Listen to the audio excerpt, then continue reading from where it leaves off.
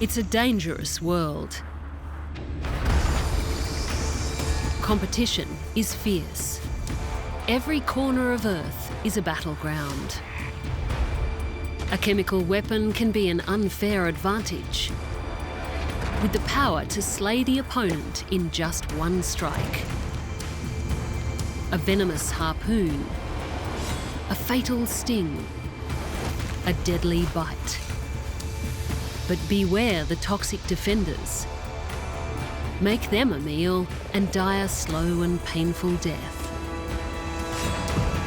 In an evolutionary arms race, the world's toxic animals have pitched their poisons and venoms against each other for millions of years, perfecting and refining their lethal concoctions, concentrating death into a single drop. Hiding under the sea floor, lurking in the dark crevices of the earth, and scuttling through the undergrowth. These are the world's most toxic animals.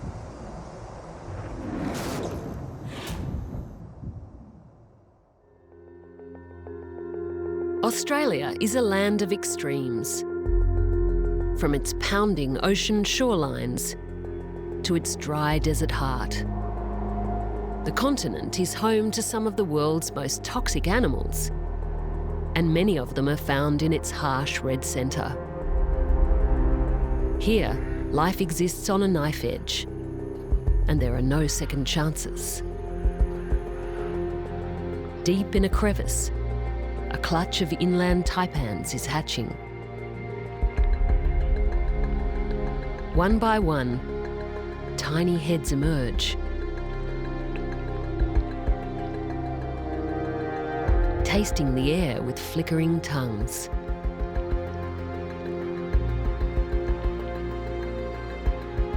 These are the most venomous snakes on the planet. Deadly from the moment they're born. Just one bite can deliver toxins powerful enough to kill 100 humans. This first hour is their singular moment of togetherness.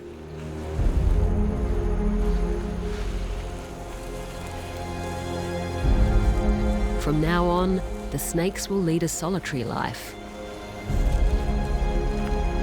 They must hunt for food and fend for themselves.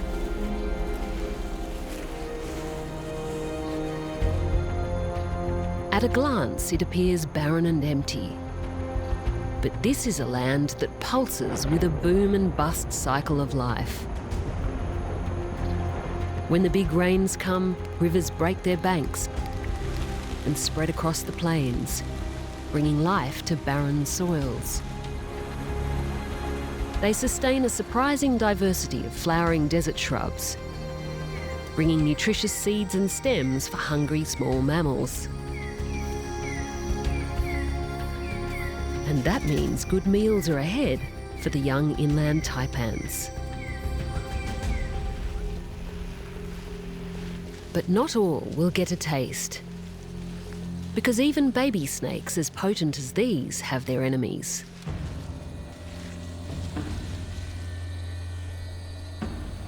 The king brown is a cannibal killer, preying on reptiles. The young taipan has little defence. Its venom is targeted at mammals, not snakes. And the king brown has also evolved a special immunity to most snake venom.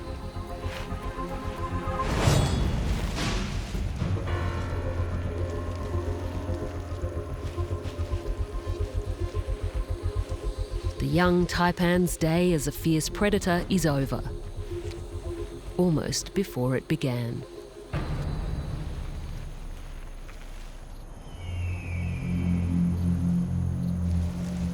As they grow larger, the taipans have less to fear. Adults can reach up to a mammoth 2.5 metres in length.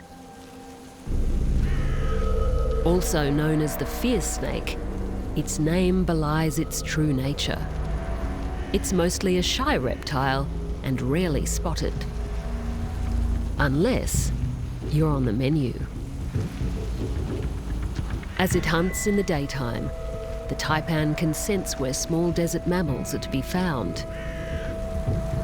By feeling delicate vibrations through the earth and tasting odours on the wind, it hones in on nearby prey.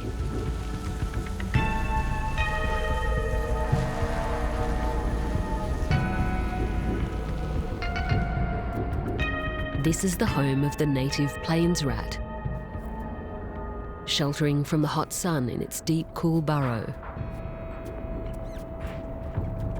The rodent is part of the fierce snake's staple diet.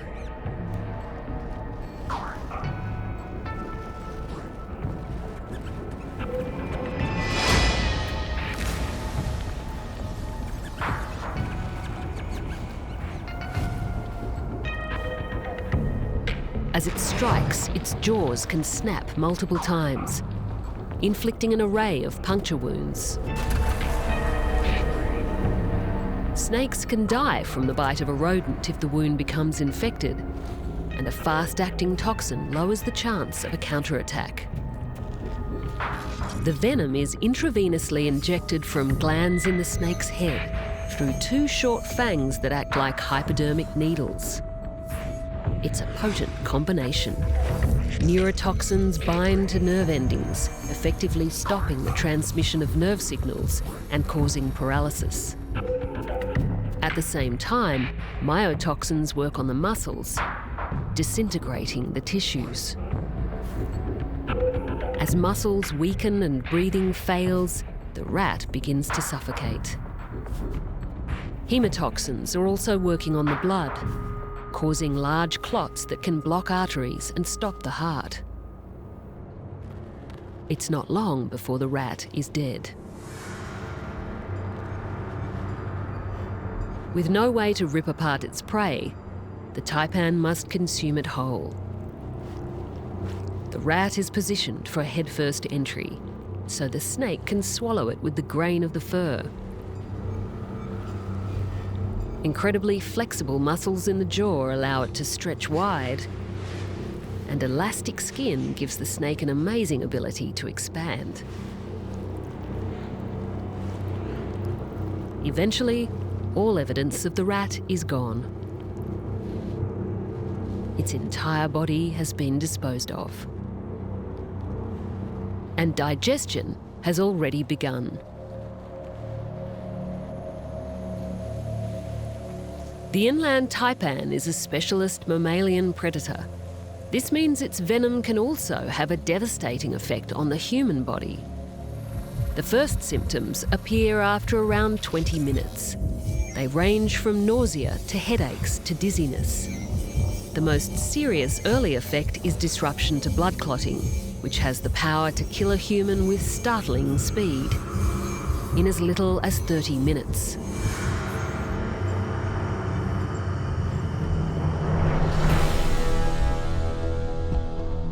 At the opposite ends of the Earth, the sun beats down on a very different desert landscape. Here, beneath the giant cactuses of the American West, life and death battles are waged among its many unusual residents. Conflicts can be ferocious, even at the miniature scale. In the rubble, a camel spider is on the hunt. It's not a true spider, and looks so much like a scorpion, it's also called a wind scorpion, mainly because of its remarkable speed. Digging down in the dirt, it discovers a moth.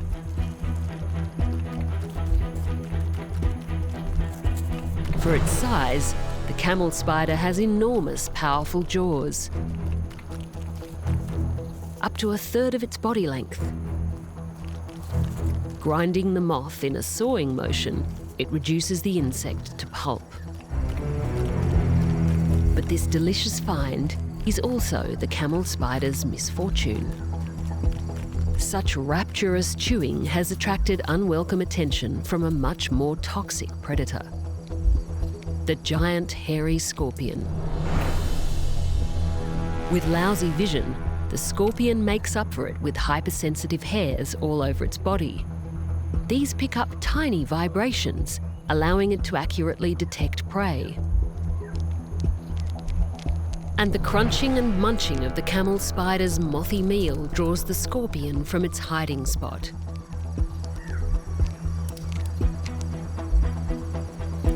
The two predators are surprisingly similar looking, but very different in their attack capabilities. Neither is willing to back down from a fight. But the scorpion's telson makes an overhead strike and delivers a lethal injection. The scorpion toxin blocks the movement of chemicals into muscle cells that allow them to relax. The result is a contraction of muscles across the body, causing paralysis. It's curtains for the camel spider, torn to pieces by a pair of much smaller jaws.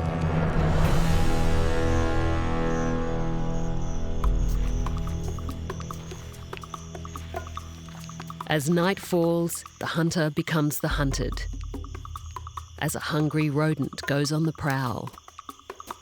This is the carnivorous grasshopper mouse, which will attempt to eat all manner of living creatures, including scorpions.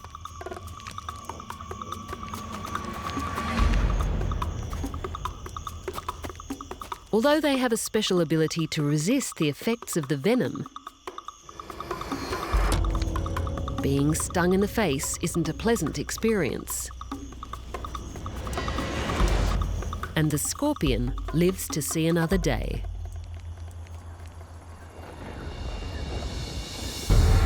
Scorpions have been around since before the dinosaurs, evolving a rich arsenal of toxins fine-tuned to their prey or predator.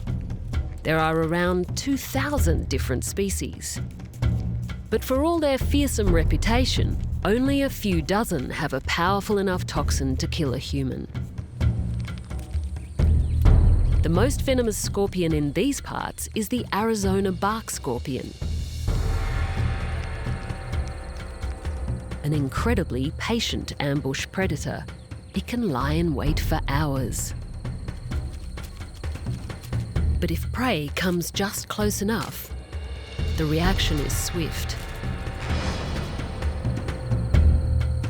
Clutching the insect and hammering down with its telson, the scorpion will continue to sting multiple times, finding gaps in the exoskeleton to penetrate the soft body.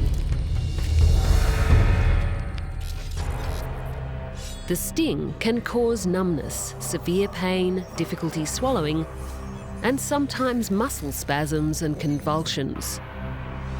The symptoms can be long-lasting, up to 3 days. And in rare cases, the stinger can be fatal. The cause of death is usually heart or respiratory failure. But for the insect, it's all over in a few minutes. The venom will soften up the prey for easy digestion.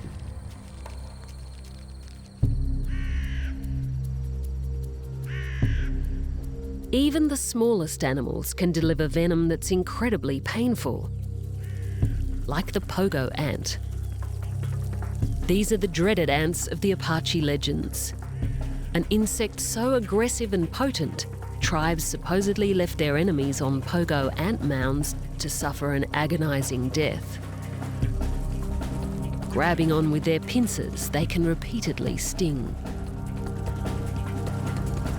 The venom is much more effective on vertebrates than insects, with the power to kill a mouse with a few stings. For humans, the main symptom is pain. This is due to a cocktail of toxins in their venom, said to be 20 times more painful than a bee sting.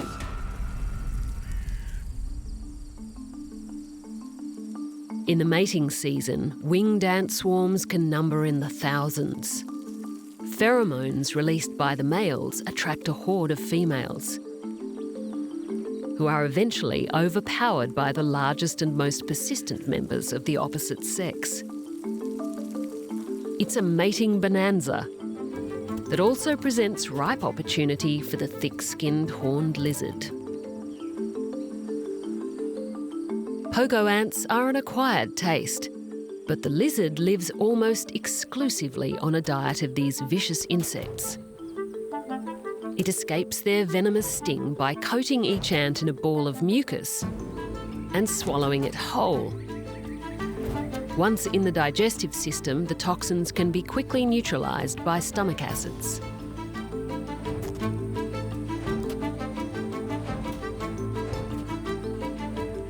As the ants become aware of their deadly intruder, they release an alarm pheromone that attracts even more stinging ants. Such a tactic may have been effective for dispatching Apache enemies, but for the thick-skinned reptile, they're merely the second course in his all-you-can-eat buffet.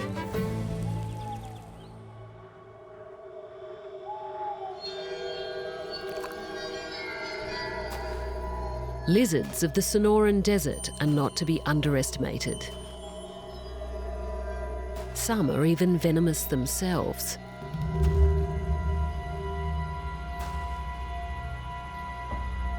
Like the dreaded Gila monster, a perfectly adapted slow-moving killer. The Gila has a forked tongue, unusual for a lizard. It uses it just like a snake, picking up chemical cues from its prey on the winds, leading the lizard onward and upward towards the smell of birds.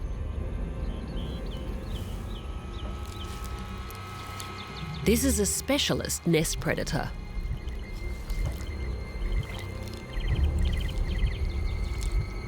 It's able to climb giant cacti and trees to raid unguarded eggs. But the Gila also has a taste for the living.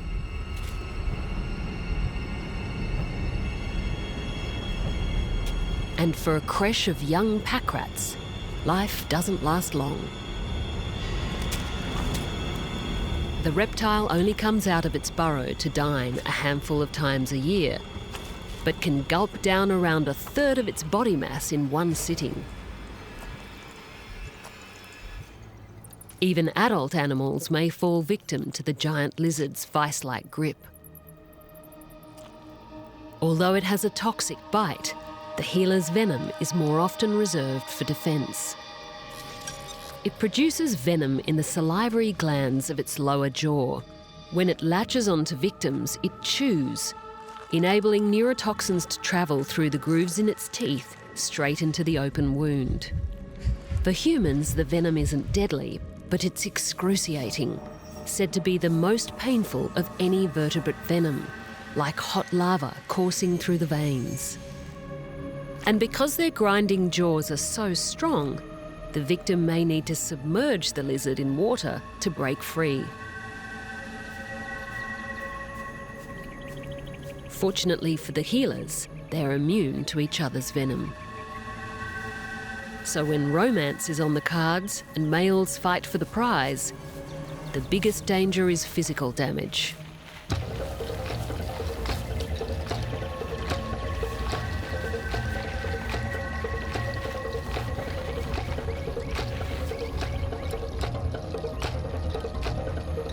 With a short, sturdy skull, its aim is to bite long and hard,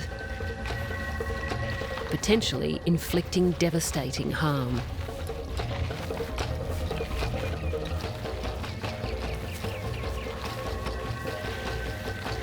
With both opponents strong, vicious and determined, the epic battles can go on for hours on end.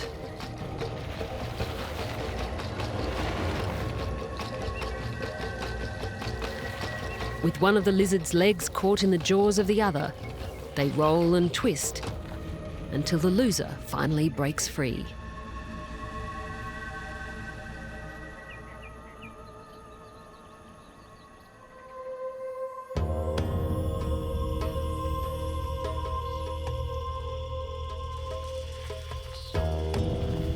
Of all the reptile killers in the Americas, none carry the fearsome reputation of this enormous pit viper. There are 13 different species of rattlesnake, but the eastern diamondback is the most intimidating, reaching up to 2.5 metres in length. It's a highly venomous killer. So it's best to take heed of its two main warning signs: the hiss and the rattle. The secret to its rattle lies in small segments of keratin that sit loosely inside the tip of its tail. When shaken, they make the famous rattling sound. The warning has one simple meaning: back off while you still can. The rattlesnake has a formidable launch, able to accurately strike at a distance of 1/3 its body length.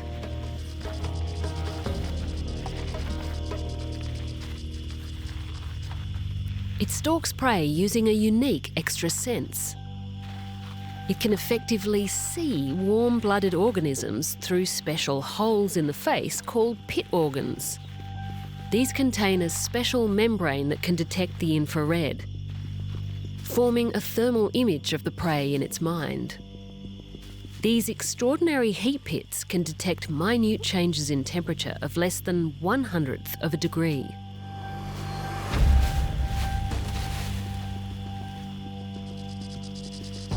Through long curved fangs on its upper jaw, it injects its venom subcutaneously. The toxins can destroy tissue, including red blood cells, which prevents clotting, making bleeding difficult to stop, both externally and internally. Around the bite, local swelling and dead tissues appear as more severe effects set in. Because of the destruction of blood, low blood pressure and tiredness in the muscles are key symptoms. Drooping eyelids, thirst, nausea, diarrhea, and severe pain are also signs the venom is taking effect. Without anti-venom, a rattlesnake bite can kill a human in under 24 hours. But the snake will rarely attack unless provoked. And with the majority of bites in young adult males, testosterone may be a bigger killer than the snake itself.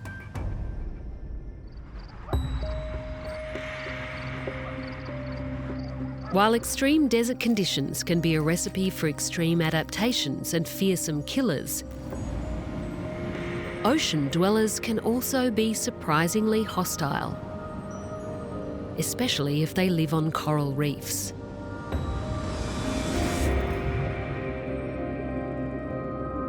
Here, an extraordinary array of creatures must occupy limited space and find a way to survive constant confrontations.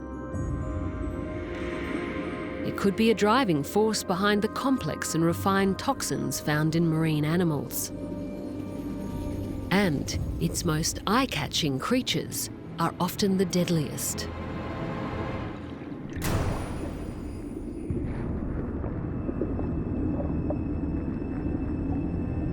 This miniature, brightly decorated cephalopod has a venom 1,000 times more powerful than cyanide. The blue-ringed octopus. Its name indicates its most dangerous state. When the animal is disturbed, iridescent blue rings manifest across its skin. These warning signals can flash at a rate of 3 times a second, which it controls by contracting and relaxing pouches of skin around the markings.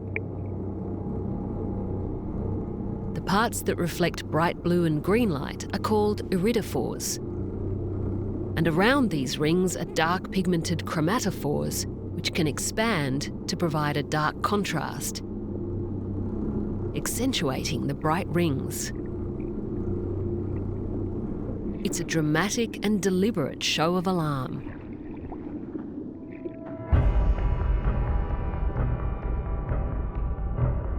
It normally hangs in the warm shallows, a place where it's likely to cross paths with prey. Depending on the creature they're stalking, the octopus changes its hunting tactics. They like to ambush small crabs from behind.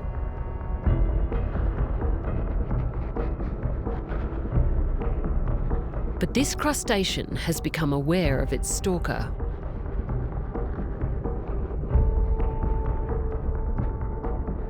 Scuttling through the algae, it evades the octopus, dashing under a rock and out of reach. But octopuses are clever and patient. And when the crab emerges, the blue-ringed octopus resumes the hunt. This time, it's a surprise attack.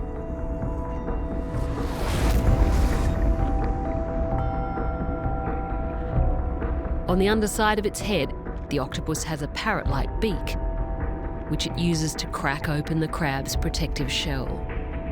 As it bites, venom is injected from the salivary gland.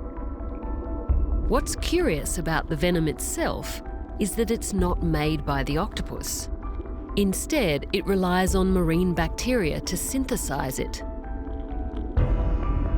They appear to have a symbiotic relationship with their host. The bacteria gain a safe haven to live, eat and reproduce, while the octopus gains a formidable chemical weapon by utilising the tetrodotoxin the bacteria produce. Mostly, the octopus uses the venom on smaller animals, like crabs. In the victim, it blocks nerve transmission, leading to paralysis. The crab remains conscious as the octopus tears its body apart, piece by piece.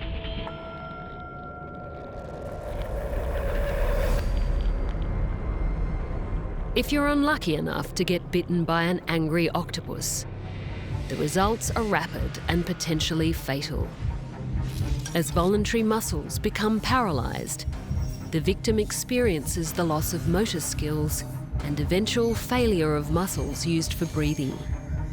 Death usually occurs from a lack of oxygen, and this can happen within minutes. Although there's no antivenom, if artificial respiration can be continued until the toxin wears off, there's a decent chance of survival. Thankfully, the octopus is mostly active at night, spending most of the day resting in whatever crevice it's made its home.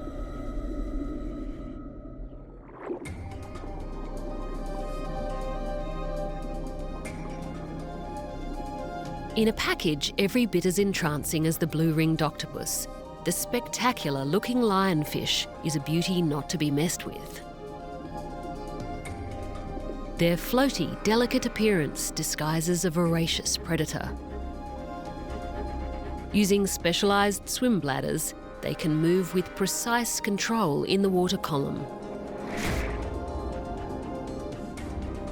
This allows them to aggressively corner prey against rocks or the sea floor and strike quickly, swallowing smaller fish whole.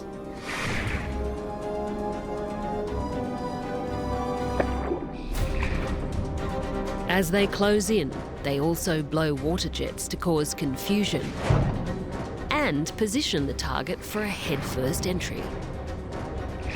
Down the hatch. With extremely venomous, painful spines, anyone who tries to handle them is in for a nasty shock.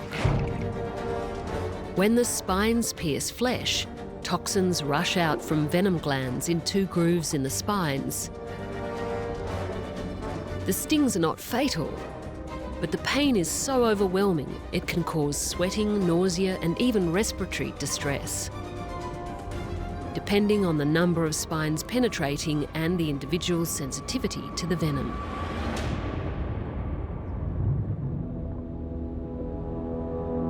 More than 50% of venomous vertebrates in the world are fish. And the most venomous of all these is a brilliantly camouflaged relative of the lionfish. In fact, you'd be forgiven for missing it altogether. The stonefish. It's commonly found lurking on the sea floor of the Australian coast. As its name suggests, it looks just like a stone. one that appears as if it's been lying on the reef long enough to be completely overgrown with algae. Individuals can be decorated with splashes of bright colours over a base tone of brown or grey, helping it blend in with nearby coral. With such an excellent disguise, it's almost impossible to detect, even for fish. But it's all a magnificent deception. Because when it wants to, the stonefish can move so fast that an attack is over in a fraction of a second. With a huge jaw and giant mouth, it creates a vacuum so powerful it can suck down small fish in an instant. Its venom is equally brutal. Like the lionfish, the stonefish uses its venom entirely in defence. The venom glands lie around a third of the way down its 13 dorsal fin spines. When the fish is threatened, it will raise the spines, protecting it from potential predators above. And if you tread on one by mistake, the experience will forever be seared in your memory. When the spines pierce flesh, the venom is injected, causing a debilitating, searing pain. In severe cases, the venom can also cause blood vessels to widen, leading to low blood pressure, weakness, nausea, vomiting, and heart attacks. It can kill a human in less than an hour. But by immersing the limb in hot water above 40 degrees Celsius, the venom can be deactivated.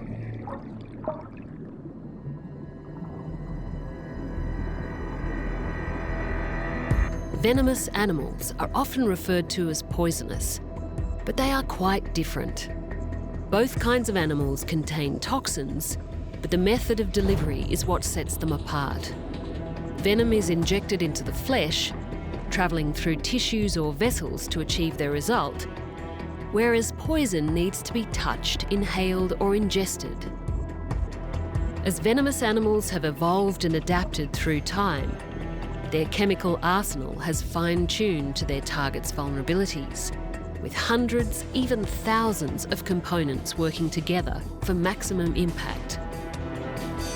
Nature's poisons have been perfected and shaped by the same competitive pressures. Secreted through the pores or stored in tissues, these chemical defences can inflict equally devastating harm. But the warning signs are there if you know where to look. The pufferfish is one such poisonous ocean dweller. Often brightly coloured and decorative, its striking patterns are a good indicator to stay clear. The slow-moving fish is far from an easy target. It spends most of its time hovering over the reef, munching at algae or looking for small invertebrates like clams and mussels, which it can crack open with its hard beak. But at the first sign of trouble, it will puff up to several times its ordinary size by filling its stomach with water. Suddenly resembling a soccer ball, it's almost impossible to eat without choking. Persevere and the consequences could be lethal, because pufferfish are full of the same tetrodotoxin as the blue-ringed octopus. They pick up the toxin-producing bacteria by eating the tissues of other marine animals. It's thought these bacteria find a new suitable home in the intestines of the fish, where they continue to produce the deadly toxin. These poisons then get absorbed into the tissues of the fish. Initial symptoms may begin around 20 minutes after consumption, first felt as a tingling of the lips and mouth, followed by dizziness, tingling extremities, difficulty speaking, progressing to muscle weakness and paralysis, vomiting and diarrhea. The unfortunate diner will remain conscious while unable to speak, breathe or move. In severe cases, death can result from respiratory paralysis. With no antidote, the only treatment option is emptying the stomach and providing life support until the toxin wears off.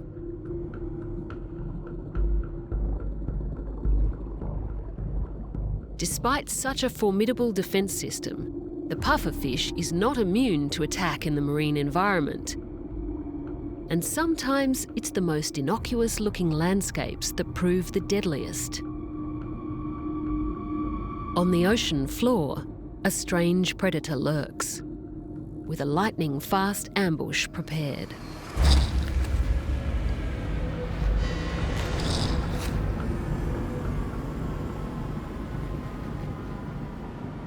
Blind and brainless, but surprisingly brutal, the bobbit worm is one of the most terrifying creatures to be found in ocean sediments. It can reach up to 3 metres in length, but its long body is often entirely hidden. That's why it's also known as the sand striker. As it lies in wait, only a fraction of the animal is visible. Its oddly shaped head with 5 tiny antennae protrude from the sand to feel disturbances in the water column, like the delicate currents from a hovering pufferfish, unaware of its predator below.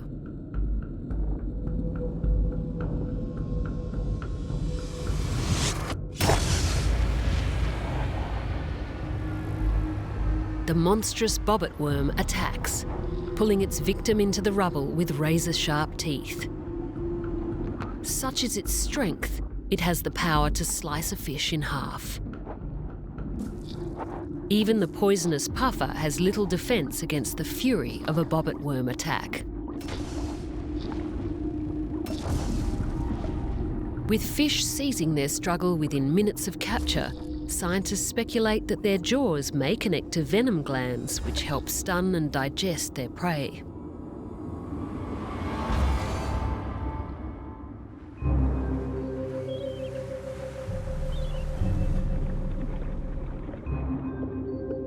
Snails are one of the least threatening animals on land, but marine versions can be astonishingly vicious and deadly.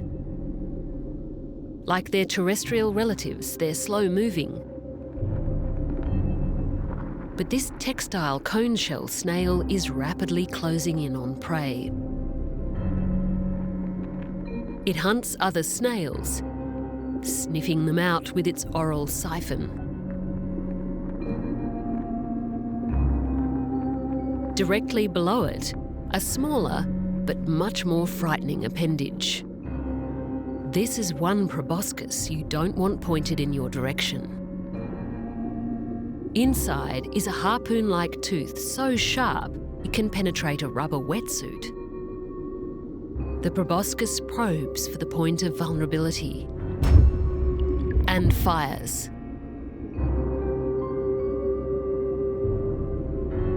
Envenomated, the snail will slowly be sucked from its shell and eaten.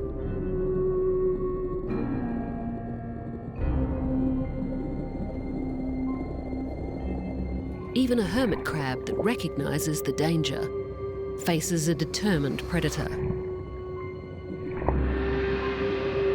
Desperately hopping away, it has speed and some extra legs on its side.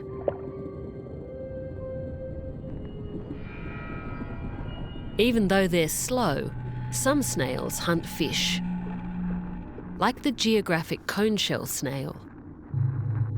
It can use a hook and line fishing method with its venomous harpoon, or it can net them in its giant expanding mouth. Enticing fish closer, the proboscis can even act like a lure. Once it's hit, the animal struggles for only a few seconds before a special fish-specific toxin kicks in, sedating and immobilising it so that the snail can slowly swallow it whole.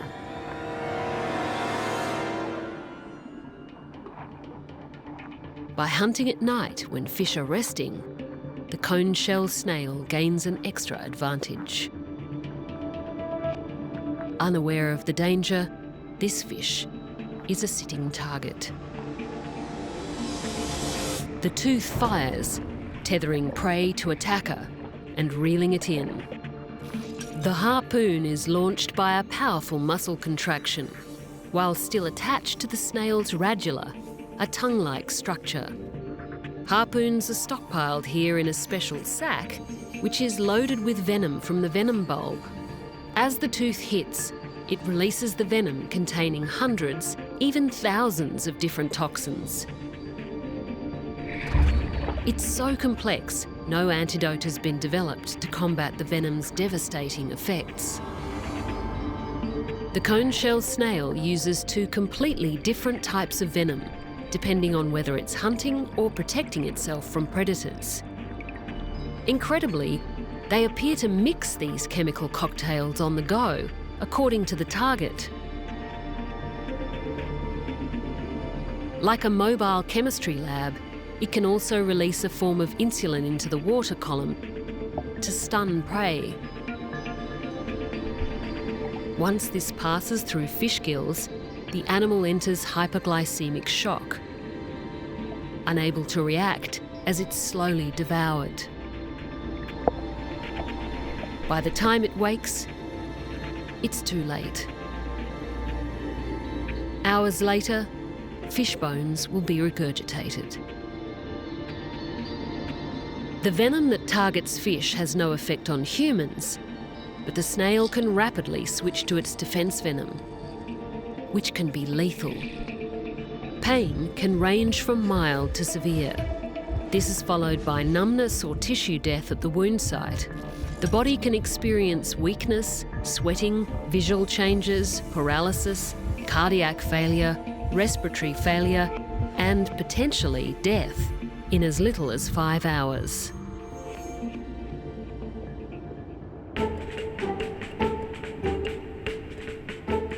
On a different part of the reef, a small predatory mollusk shuffles across the seafloor. In an outrageous smorgasbord of forms and colorations, the nudibranch is perhaps one of the world's most surprising venomous animals. Described as psychedelic thieves, they don't produce any toxins of their own. They steal them from others. These flamboyant robbers prey on cnidarians like soft corals, jellyfish and anemones. And in the process, appropriate their stingers in the most fascinating way. Cnidarians normally deter all sorts of predators with microscopic harpoon-like structures called nematocysts, which fire from their tentacles. But these defences are rendered impotent by the colourful sea slug, which covers them in slime as it overpowers them. This appears to stop many of the nematocysts from firing. The nudibranch's mouth and throat are also lined with a tough tissue called chitin, and this helps them eat their prey without being harmed. Discs of chitin also protect their insides. Any unfired nematocysts that make it through this digestive process are stored in special pouches that extend up into their brilliantly coloured exterior appendages. These decorative fan-like structures are actually gills called serrata, and this is where the stolen nematocysts are fired from. Like tiny grenades, they're launched in defence, depositing their venom inside attackers. But they can do more than just steal the stingers. Some even absorb toxins from sponges, making them poisonous to eat. The ability to disable and evade the sting of nematocysts is a remarkable, if not envious, trait, because some of them can be extraordinarily potent.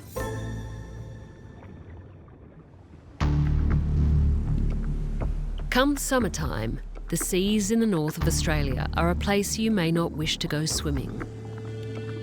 Because another fan of the clear, warm tropical waters is the box jellyfish.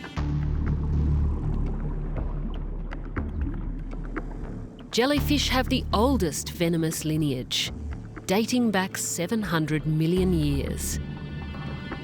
And this brainless, heartless creature is the most venomous animal in the world. In the last 70 years, more than 5,000 people have died from its toxins. The box jellyfish gets its name from its strangely cubic body. Even without a nervous system, they manage what many other jellyfish can't do. They can swim. Instead of just drifting with the currents, they can move with purpose and direction at around 4 knots. They have multiple eyes, even though it's uncertain how they process visual information. But it's their tentacles that induce the most fascination and fear. They have 15 tentacles attached to each corner of the cube, a total of 60, which trail behind them for up to 10 feet. These stingers can tangle around the body like sticky bootlaces. And they're loaded with venom and ready to fire. With hair-like triggers on their stinging cells, box jellyfish release their microscopic deadly harpoons on contact with prey or predator. They fire at a speed of around 60 kilometres an hour. Each one contains a tiny tube that turns inside out as the dart pierces flesh, unloading its venom. The greater the struggle, the further the entanglement, and the more venom is unloaded, increasing the toxic load. The fish is slowly and painfully drawn into the bell, ensnared on multiple lines. At the centre of the bell, the jellyfish has a mouth, leading to a single cavity where food is slowly digested.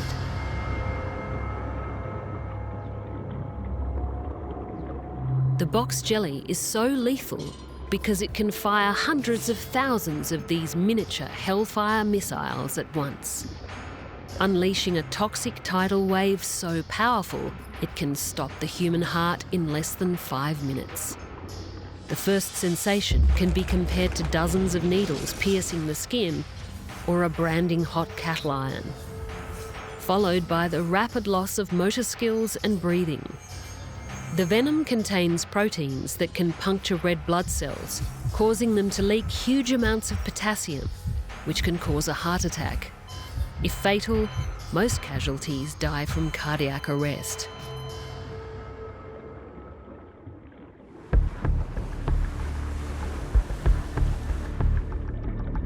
In tropical waters around the world, another stinging jellyfish brings terror to swimmers in a much smaller package. The irukandji are almost invisible. Transparent and small, with a bell around the size of a sugar cube, they have only 4 tentacles. Yet in Australia, they put more people in hospital each year than snakes, sharks and crocodiles combined. And because they're so small, they can easily pass through the sea nets used to filter out box jellies. Tiny clusters of nematocysts on its stingers do more than just fire venom. They act as a bait for prey. The irukandji flick and twist their tentacles, attracting the attention of small fish. To them, the tiny dots look like morsels of food. As they head over to investigate, they're envenomated, most often right in the mouth. Unlike the box jellyfish, the initial sting can be mild, meaning the irukandji can go unnoticed until the effects escalate into a horrendous combination of symptoms known as irukandji syndrome. Around 20 minutes after the nematocysts have fired, severe pain sets in, sometimes right through the body. Difficulty breathing, constant vomiting, and intense cramps may follow. But the most disturbing effects can be psychological, including an impending sense of doom, agitation, and an unnerving feeling across the skin. Severe hypertension can lead to heart failure or brain hemorrhaging. With no antidote, doctors can only treat the symptoms as they come. And the irukandji threat is a problem that's not disappearing. With a love for warmer waters, their ideal habitat is slowly expanding.